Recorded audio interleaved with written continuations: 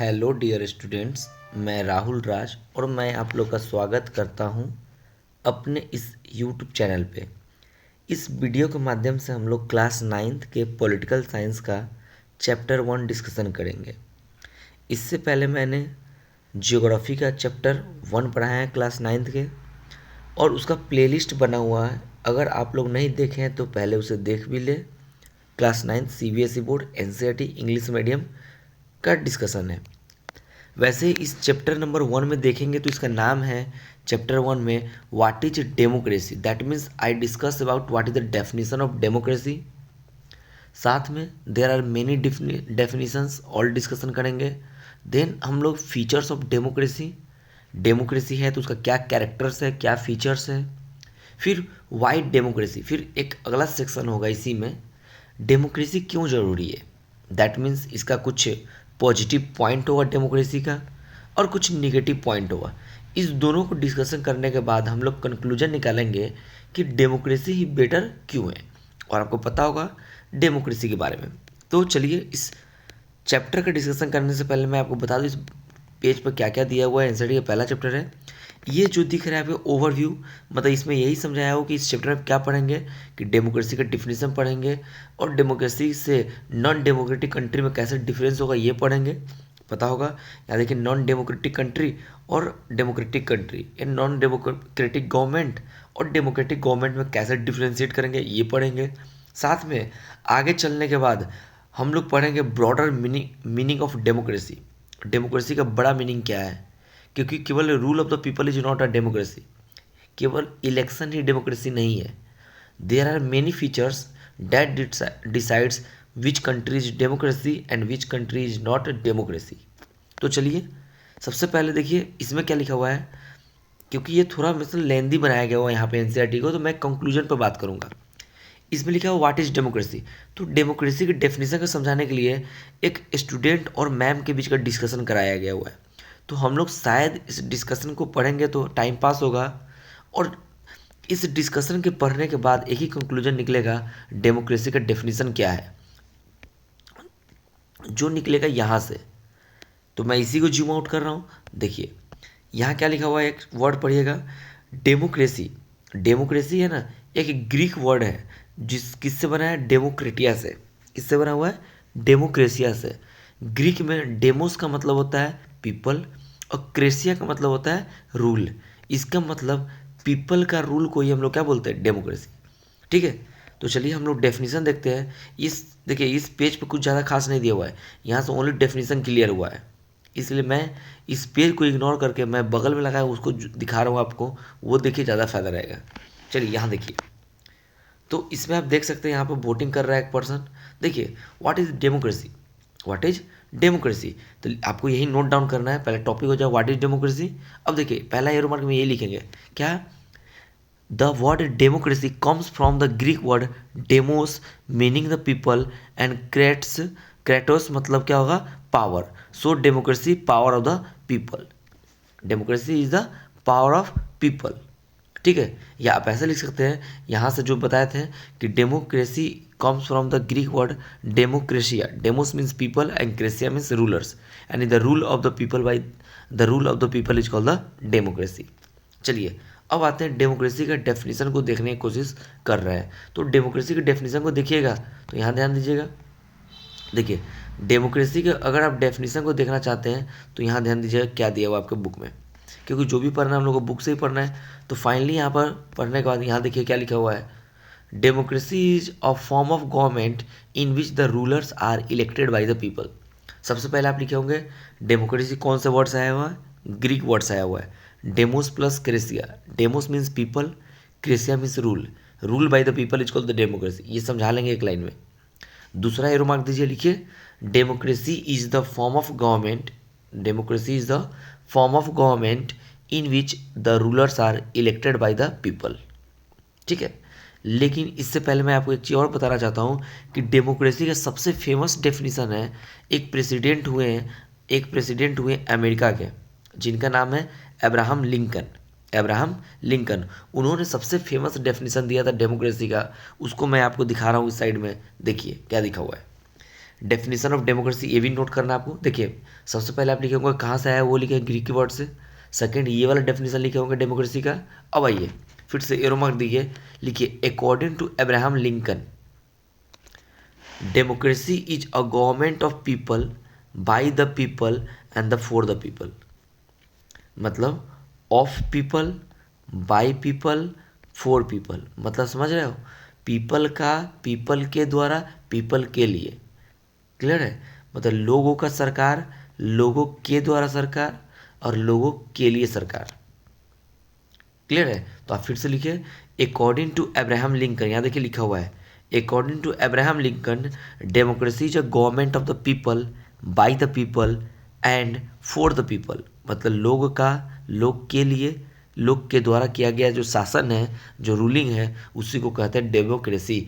और Abraham Lincoln के बारे में यहाँ दिया हुआ है, अमेरिकन प्रेसिडेंट थे। देखिए ऊपर लिखा हुआ है, ये भी लिखिए, देखिए one of the best known and most widely accepted. पर समझ रहे हैं, मोस्ट वाइडली वर्ल्ड वाइड जो एक्सेप्टेड है definition of democracy comes from the great American president. America के एक प्रेसिडेंट थे बहुत बड़े, उनका नाम था Abraham Lincoln. And according to him what is the democracy, democracy is the government of the people by the people and the for people. आप याद रखेंगे ऑफ, बाय, फॉर, मतलब जनता का, जनता के द्वारा, जनता के लिए। ऑफ मीन्स का, जनता का, जनता के द्वारा, जनता के लिए जो शासन होता है उसे क्या कहते हैं, डेमोक्रेसी कहते हैं। अभी मैं डेफिनेशन आपको समझा रहा हूँ। पहला ग्रीक लेटर डेमोक्रेसी से आया हुआ है, उसको एक्सप्लेन किए। दूसरा डेमोक्रेसी का डेफिनेशन आपके बुक में जो दिया हुआ है, democracy is the form of government in which rulers are elected by the people. और according to Abraham Lincoln American president what is the democracy, तो ये मैंने आपको लिखाया। चलिए अब मैं आपको एक चीज़ और बता रहा हूँ। देखिए ये जो डेमोक्रेसी है ना, तो डेमोक्रेसी का बहुत सारे जो फिलोसफर हुए हैं ना, वो भी अपना डेफिनेशन देते हैं डेमोक्रेसी का, तो वो भी आप मेंशन कीजिए। क्योंकि देखिए बुक में जितना दिया उतना तो सबको ही पढ़ेगा, थोड़ा ज़्यादा पढ़िएगा तभी आप सबसे आगे चलिएगा। ठीक है, तो देखिए यहाँ पे क्या है, एक कार्ल मार्क्स का नाम सुना होगा। कार्ल मार्क्स एक फिलोसफर थे, उनके अकॉर्डिंग एक लाइन में डेमोक्रेसी बोले तो according to Karl Marx democracy is a road of socialism. Democracy is the road of socialism, या रोड टू सोशलिज्म, या रोड या पाथ ऑफ सोशलिज्म। अब कहीं सर सोशलिज्म का मतलब क्या हुआ, सोशलिज्म एक ऐसा आइडियल होता है, ठीक है, एक आइडियलिज्म होता है जिसमें सरकार का पूरा संपत्ति पर, पूरा प्रॉपर्टी पर अधिकार होता है और सभी को इक्वल राइट्स मिलता है। ठीक है, तो according to Karl Marx what is the democracy, कोई पूछे तो democracy is the road of socialism. Clear है, चलिए तो कार्ल मार्क्स के अकॉर्डिंग समझिए कि डेमोक्रेसी किसे कहते हैं, यानी सोशलिज्म का पाथ है। अभी देख जस्ट हम आपको बताएं अब्राहम लिंकन का कि of the people, by the people, for the people. लेकिन एक बड़े फिलोसफर में तो हमारे महात्मा गांधी जी भी काउंट होते हैं, तो उनके अकॉर्डिंग डेमोक्रेसी क्या है, तो महात्मा गांधी कहते हैं कि डेमोक्रेसी उसी को कहते हैं, वैसे रूलर्स को कहते हैं जहां समाज में वीकेस्ट को जितना अपॉर्चुनिटी मिला हुआ है उतना ही स्ट्रॉन्गेस्ट को मिले। मतलब अगर किसी सोसाइटी में, किसी कंट्री में सबसे कमज़ोर तबका जो है उसको जितना राइट्स, उसको जितना अपॉर्चुनिटी मिला हुआ है, और किसी और स्ट्रॉन्गेस्ट को मिलता है जो सबसे ताकतवर है, तो वह कहलाएगा डेमोक्रेटिक गवर्नमेंट। तो ये भी लिखने की जरूरत है, अकॉर्डिंग टू महात्मा गांधी लिख लीजिए। आपसे कोई पूछ सकता है what is the view of Mahatma Gandhi on democracy, आप बोल सकते हैं देखिए democracy is that under it the weakest should have the same opportunity as the strongest. मतलब महात्मा गांधी के अकॉर्डिंग डेमोक्रेसी वह है जहाँ कमज़ोर को जितना अपॉर्चुनिटी है उतना ही स्ट्रॉन्गेस्ट का है। ठीक है, this can never happen accept through non violence. ठीक है, थ्रू नॉन वायलेंस। ठीक है, और ये कब होगा, नेवर हैपन एक्सेप्ट, ये कब हमेशा होगा, किसको छोड़ के, नॉन वायलेंस को छोड़ के। आपको ये नहीं लिखना है, ये नहीं लिखना है, आपको केवल लिखना है what is the view of Mahatma Gandhi on democracy. तो आप बोल सकते हैं according to Mahatma Gandhi democracy is that under it the weakest should have the same opportunity as the strongest. मतलब जितना पावर स्ट्रॉन्गेस्ट को है, जितना अपॉर्चुनिटी स्ट्रॉन्गेस्ट को है उतना अपॉर्चुनिटी वीकेस्ट को भी है, तो उसे बोलेंगे डेमोक्रेसी महात्मा गांधी के अकॉर्डिंग। आई होप आप 3 चीज़ लिख लिए होंगे। Democracy as a democracy, democracy is the form of government in which rulers are elected by the people according to Abraham Lincoln, definition लिख लिए होंगे। अकॉर्डिंग टू कार्ल मार्क्स लिख लिए होंगे। अकॉर्डिंग टू महात्मा गांधी लिख लिए। I hope different form different definition आप समझ गए डेमोक्रेसी का। अब मैं एक चीज़ बताता हूँ, वैसा गवर्नमेंट जहाँ डेमोक्रेटिक होता है उसे बोलते हैं डेमोक्रेटिक गवर्नमेंट। अब ऐसा गवर्नमेंट जहाँ डेमोक्रेसी नहीं होता उसे बोलते हैं नॉन डेमोक्रेटिक गवर्नमेंट। तो उसी बेसिस पे मैं एक डिफरेंस लेके आया हूँ। देखिए डिफरेंस क्या है, मैं इसको थोड़ा और जूम कर देता हूँ। देखिए ये इसमें ये मैं है, इसमें लिखा हुआ है, देखिए democratic government and non democratic government के बीच का डिफरेंस। तो चलिए आप एक टॉपिक डालिए, वहाँ क्या लिखिए, difference between democratic government and non democratic government. That means जैसे भारत में डेमोक्रेटिक गवर्नमेंट है और नॉन डेमोक्रेटिक गवर्नमेंट, मतलब पुराने ज़माने में बोले तो monarchy, dictatorship, army rules etc.. तो क्या डिफरेंस होता है, बहुत सारे डिफरेंस होते हैं, बट मैं यहाँ पर 5 डिफरेंस आपको एक्सप्लेन कर रहा हूँ। देखिए पहला डिफरेंस यहाँ पर लिखा हुआ है, in a democratic government people elect their rulers and have right in, क्या है, डिसकॉमिंग। अब समझाते इसका मतलब क्या है, ये दूसरा लैंग्वेज दिया हुआ है डिसीजन मेकिंग में, ठीक है, राइट इन डिसीजन मेकिंग, सुनना, राइट इन डिसीजन मेकिंग लिखा हुआ है। डेमोक्रेटिक में पहला डिफिनेशन देखिए कि इलेक्ट दियर रूलर्स। आप बोल सकते हैं, अगर आप मेरे लैंग्वेज में या अपने लैंग्वेज में आप लिखना चाहते हैं, इसको नहीं लिखना चाहते हैं, अपने लैंग्वेज में लिखना चाहते हैं, तो आप लिखिए वहाँ पे पहला में कि in democratic government peoples elect their representative and have right in decision making. ये थोड़ा स्पेलिंग ये हो गया डिसीजन मेकिंग। चलिए नॉन डेमोक्रेटिक में आइए, तो आप जस्ट उल्टा कर दीजिए, यहाँ इलेक्टेड नहीं करते रूलर्स को या अपने रिप्रेजेंटेटिव को, and no right in the decision making, just opposite. जो फीचर डेमोक्रेसी का होगा उसका जस्ट उल्टा नॉन डेमोक्रेटिक का होता है। देखिए in a non democratic government people do not have elect their rulers, do not elect their rulers मतलब चुनाव नहीं करते, चुनते नहीं है, and therefore they have no rights of decision making, मतलब जनता डिसीजन मेकिंग नहीं करता है या आपका रिप्रेजेंटेटिव डिसीजन मेकिंग नहीं करता है। पहला डिफरेंस आई होप समझ गया होगा। दूसरा डिफरेंस डेमोक्रेसी में, अगर गवर्नमेंट डेमोक्रेटिक है तो वो गवर्नमेंट अकाउंटेबल और रिस्पॉन्सिबल होगा, लेकिन अगर गवर्नमेंट नॉन डेमोक्रेटिक है तो अकाउंटेबल नहीं होगा। तो वही है रूलर्स मतलब गवर्नमेंट, रूलर्स यानी सरकार accountable to the people and have fulfil their needs. Democratic में लिखिए rulers are accountable and fulfil their needs. किसका नीड्स? पीपल का। तो यहाँ देखिए आप समझ गए होंगे डेमोक्रेटिक गवर्नमेंट में क्या होता है, रूलर्स अकाउंटेबल होता है किसके लिए? To the people and have fulfil their needs. But non democratic में क्या है, may and can respond their people's need, but it all depends on the wishes of the people who rule. यानी कहने का मतलब, यानी जस्ट ऐसे लिखिए ना, नॉट अकाउंटेबल या less accountable, not responsible government. तो ये लिखा हुआ है कि नॉन डेमोक्रेटिक गवर्नमेंट में अगर पीपल रिस्पॉन्स करे तो करे, लेकिन वो डिपेंड करता है उसके विशेज पे। ठीक है, क्या डिपेंड करता है? उसके विश पे डिपेंड करता है। चलिए आगे देखते हैं। अब देखिए यहाँ पर, यहाँ क्या लिखा हुआ है, अगर डेमोक्रेटिक कंट्री है, अगर कंट्री कैसा है, डेमोक्रेटिक है, तो वह फ्री एंड फेयर इलेक्शन होगा, तभी तो आप इलेक्ट करेंगे, तभी तो आप क्या करेंगे, इलेक्ट करेंगे। तो there are a free and fair election in a democratic government, elections offer a choice and fair opportunity to the people change the rulers.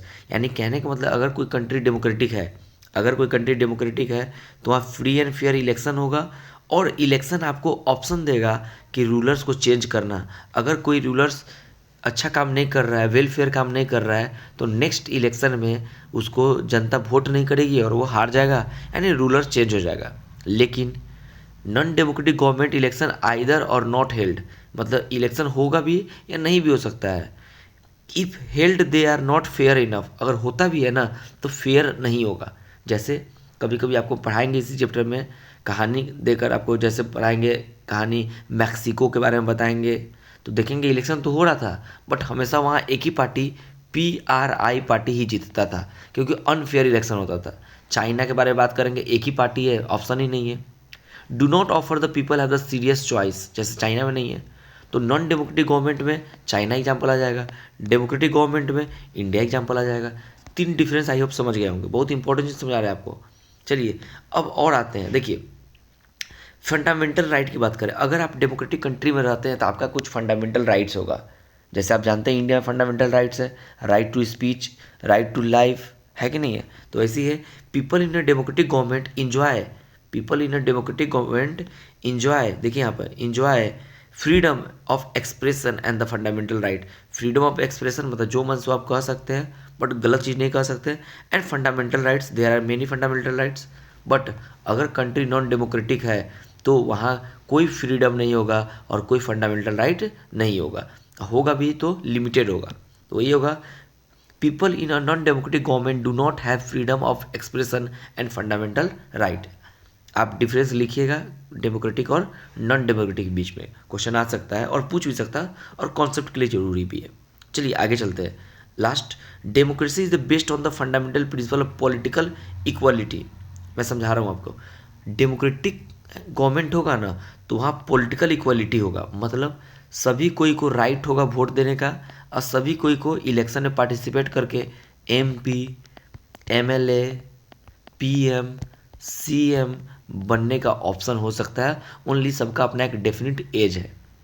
But ये अगर नॉन डेमोक्रेटिक कंट्री होगा तो लोग के पास पॉलिटिकल इक्वालिटी का राइट नहीं होगा। तो वही यहाँ लिखा हुआ है, if any country is democratic then there is a political equality but not in not. तो वही लिखा हुआ है, democracy is the based on the fundamental principle of political equality. यानी वहाँ पॉलिटिकल इक्वलिटी होता है, यानी 18 ईयर्स ओल्ड, जैसे इंडिया की बात करें तो 18 ईयर्स ओल्ड हर एक सिटीजन्स ऑफ इंडिया क्या कर सकता है, वोट कास्ट कर सकता है, कोई डिस्क्रिमिनेशन नहीं।